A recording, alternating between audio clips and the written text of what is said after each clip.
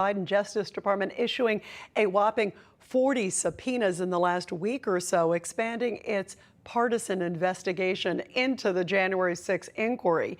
Meanwhile, the cell phones of two top advisors and former aides to President Trump were seized. Reports claim one of those aides was Boris Epshteyn, who joins us now. And Boris, I just want to get your general take on where you think sort of the January 6 commission is going. Where do you think they're headed just overall? Rita, good to be here. Thanks so much for having me. And I think it's absolutely clear, right, that there is a politicization, weaponization of law enforcement that's happening. They see that President Trump is at historic highs in the polls, that he's absolutely dominating both the potential primary and general field for 2024, that his endorsements are at a strength that we've never really seen in American or world democratic history, right? There's never been a Democrat political system that's had a strength of an endorsement akin to President Trump's.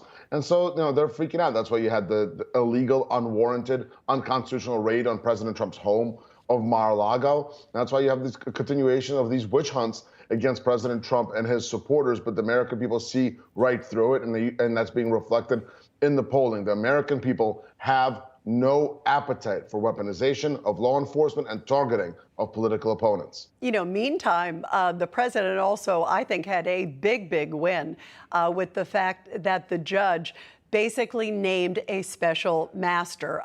How do you think this impacts the investigation? Because first of all, it clearly slows the process for the DOJ. And also, there was an indication, basically in her decision, that she didn't really believe DOJ's argument, oh gosh, this is imminent, this is imperative, this has to happen soon. She said, wait, let's slow it down, let's have an independent party look at it. Of course, DOJ is appealing parts of that. But what are your thoughts overall on how this impacts the president? Rita, it was a very thoughtful, very strong opinion by Judge Cannon.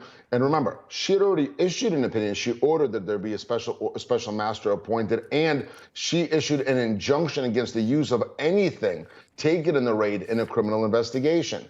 Then the government, the DOJ, went and asked her to reconsider her own decision.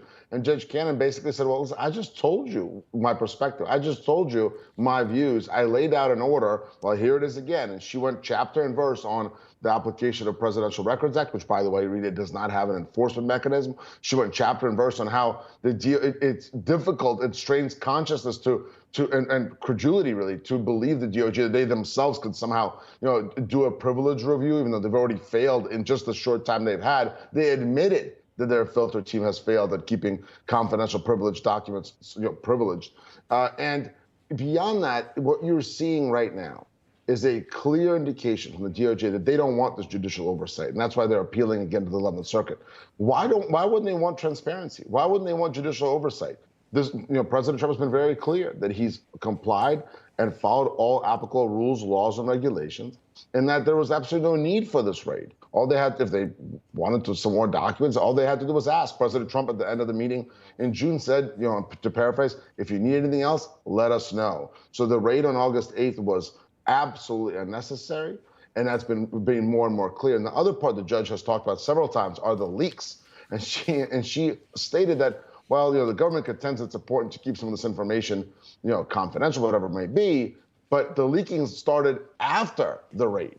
So she's pointing the finger at the government, and obviously we know that there's a pipeline between the DOJ, Washington Post, DOJ, New York Times, and that's the only way that any of this information has come to light. And also look at the nature of the leaks. At first it was nukes, nuclear, no nukes, maybe some defense information for foreign countries. Now that went to the side, and now they're down to, releasing some emails of some unhappy, incorrect lawyers. So that's what it comes down to. It is absolutely clear that the American people have no appetite for the raid, have no appetite for the weaponization. Yeah, and to your point about the leaks, there have been so many leaks, and I think that was part, right. I think that was part of her decision-making with having this special master involved, too. I agree with you on that part. Boris, great to have you here. Wonderful to see you. Thanks so much. Have a great weekend. Thanks so much. You too. No crooked establishment. None of that twisting the truth. No talking down to me. Don't tell me how to think. Don't tell me how to think. Don't tell me how to think. I trust Newsmax. Newsmax. They don't tell me how to think. They let me decide. Newsmax. Real news For real people.